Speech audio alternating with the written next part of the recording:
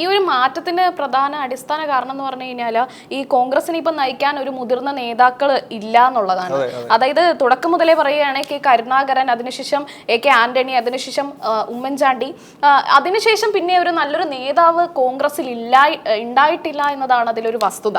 ഉറപ്പായിട്ടും എൻ്റെ ഒരു അഭിപ്രായത്തിൽ രമേശ് ചെന്നിത്തലയാണ് ഇനി UDF അധികാരത്തിൽ വരുന്നതെങ്കിൽ മുഖ്യമന്ത്രിയാകാൻ യോഗ്യതയുള്ള ആളെന്നാണ് എൻ്റെ ഒരു അഭിപ്രായം. പ്രതിപക്ഷ നേതാവ് എന്നുള്ളൊരു ആ ഒരു ചുമതല പോലും നേരെ ചൊവ്വേ നോക്കാത്ത ഒരാൾ എങ്ങനെ മുഖ്യമന്ത്രി കസേരയിൽ എങ്ങനെ അദ്ദേഹത്തെ ഇരുത്താനാണെന്നാണ് ജനങ്ങൾ പറയുന്നത്. ഈ സോഷ്യൽ മീഡിയയിലൊക്കെ നമ്മുടെ KC വേണുഗോപാൽ ഇടയ്ക്ക് ഒരു വാർത്താ സമ്മേളനം നടത്തിയായിരുന്നു.